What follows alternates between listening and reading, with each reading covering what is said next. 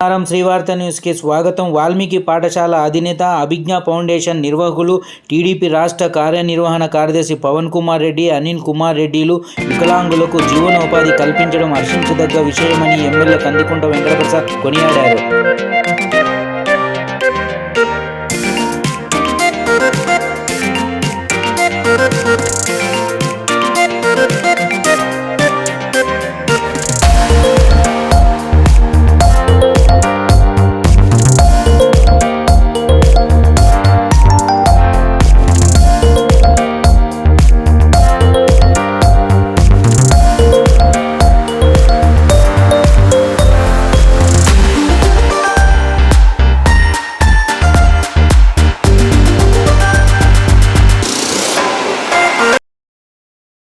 Foundation వారి ఆధ్వర్యంలో ఏదైతే వాళ్ళ కుటుంబంలో వ్యక్తి లేనటువంటి లోటుని పూడ్చుకునే విధంగా వారి జ్ఞాపకార్థంగా సంవత్సరం చేసినటువంటి ఈ సమాజానికి ఉపయోగపడేటువంటి కార్యక్రమంలో భాగంగా ఈరోజున కూడా అభిజ్ఞ ఫౌండేషన్ వారు పవన్ కుమార్ రెడ్డి గారు, అదేవిధంగా అనిల్ కుమార్ రెడ్డి గారు, వారి పిల్లలు, వాళ్ళ కుటుంబ సభ్యులు చేస్తున్నటువంటి వికలాంగులకు ఈ డిస్పోజబుల్ ప్లేట్స్ తయారు చేసేటువంటి మిషన్ని వాళ్ళ వికలాంగుల భవనానికి బహుకరించడం అనేది మనస్ఫూర్తిగా అభినందిస్తున్నాం.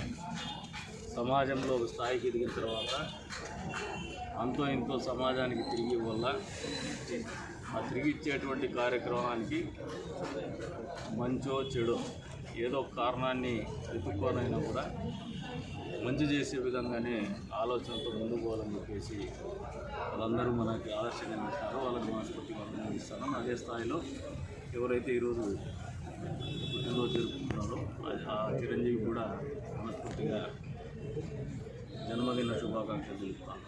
అంతేకాకుండా వికలాంగుల భవనానికి ఏదైతే పక్కన షెడ్ ఉందో దీన్ని పూర్తి స్థాయిలో పక్కా బిల్డింగ్ కట్టించి వాళ్ళకు ఒక ₹2 డబ్బులు వచ్చే విధంగా వాటర్ ప్లాంట్ కూడా ఏదైతే ఎన్పి కుంట సోలార్లో కంపెనీ సోషల్ రెస్పాన్సిబిలిటీ కింద వాళ్ళు నిధులు కేటాయిస్తున్నారో అందులో భాగంగా ఇక్కడ కూడా వాటర్ ప్లాంట్ కేటాయిస్తుందని చెప్తున్నాను.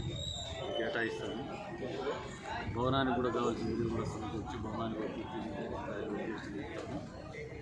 వచ్చే రోజుల్లో వారికి ఏదైనా చేయూత అవసరము ఈ ప్రభుత్వం ద్వారా అంటే చంద్రబాబు నాయుడు గారి నేతృత్వంలో ఏర్పడినటువంటి కూటమి ప్రభుత్వము అన్ని వర్గాల ప్రజల్ని ఆదరించాలా, వారి జీవితాల్లో మార్పు తీసుకురావాలా, మంచి మార్పు తీసుకురావాలా, ఆర్థిక స్థిరత్వం సాధించాలనే ఆలోచనతో ముందుకు పోతుందని తెలియజేస్తూ అందులో భాగంగా ఎవరైతే దివ్యాంగులు ఉన్నారో వారికి ఎప్పుడు కూడా ఈ ప్రభుత్వం అండదండలుగా ఉంటుంది. దానికి ఉదాహరణే మొన్నటికి మొన్న పెన్షను పెంచినటువంటి విధానం.